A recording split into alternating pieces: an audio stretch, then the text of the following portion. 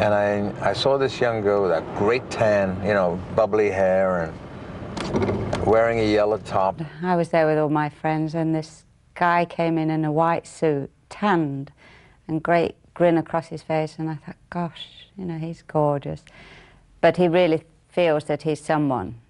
But he was so shy, he sent his friend over to ask me to dance. He said, why don't you ask her yourself? I said, I'm too shy. So anyway, he did. He went and asked her, and she agreed, and I guess that's how it all began. Engelbert and Patricia were married in 1962. When you are gone,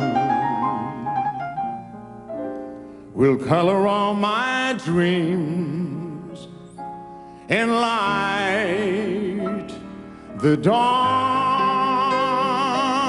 Look into my eyes, my love, and you will see. It was the era of Elvis Presley's Hound Dog and Bill Haley's Rock Around the Clock. To Engelbert's dismay, he learned that there wasn't much interest for his style of singing. You know, there were times when I thought, will I ever make it?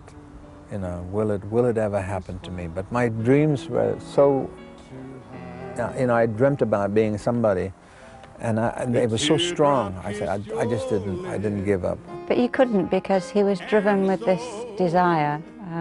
He was determined. He used to say, I'll make it by the time I'm 30.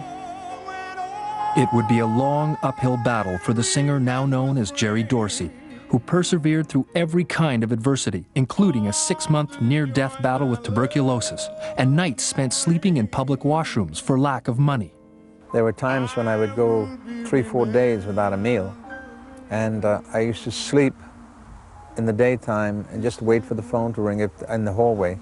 It was very hard. Yeah, we used to have the band sleep in a one-room flat that we had. All his band used to stay there as well. Just kids they were on the road.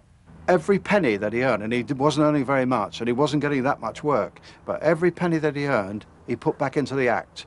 He would have at least a duo backing him if he couldn't afford any more.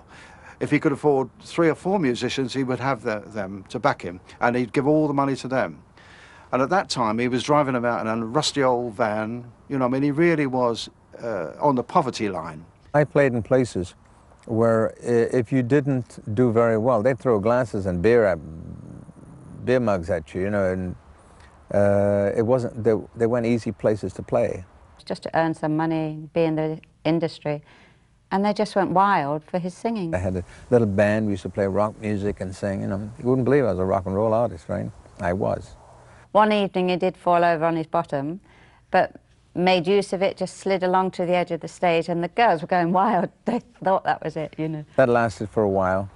And I made quite a name for myself in England. I did a television show in London. Tom Jones was around at that particular time, and the guy that was managing him was a gentleman called Gordon Mills. I'd recorded a song called Stay, which I'd written myself. He took it to Decca Records, and he says, I got a guy who's going to be as big as Tom Jones. His name is Jerry Dorsey. He said, oh, we know Jerry Dorsey.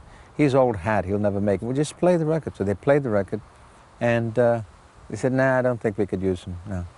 So we took the record away, went back into the shop, right, and back home, and changed the label, changed my name, put Engelbert Hamperdinku on it, and took the same song back to these people. He said, no, listen, forget that other guy.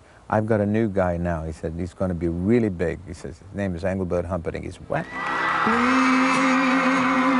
release me, let me go, for I don't love you anymore.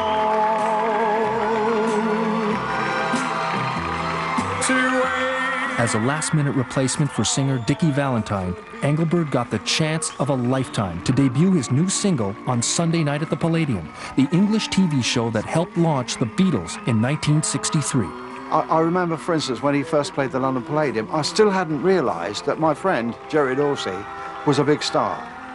And Pat said, I've got tickets for the Palladium. Engelbert's at the Palladium. Oh, good, great, we'll come and see him. So we went into London to Palladium, and the traffic was blocked everywhere. And I thought, I don't believe this. You know, what's going on? Has there been a bomb or what's happened? Couldn't think what it was. It was Engelbert. The crowds had flocked to see him. It was just wonderful. It was magic, you know. We knew something would happen from that. You know, that 6 minutes was the biggest thing that ever happened to me in my life. You know, it just boosted my career up and my morale, and I just went sky high after that. Within days, Release Me was a #1 record. I didn't know what was happening to me. I thought, you know, Christmas every day of my life.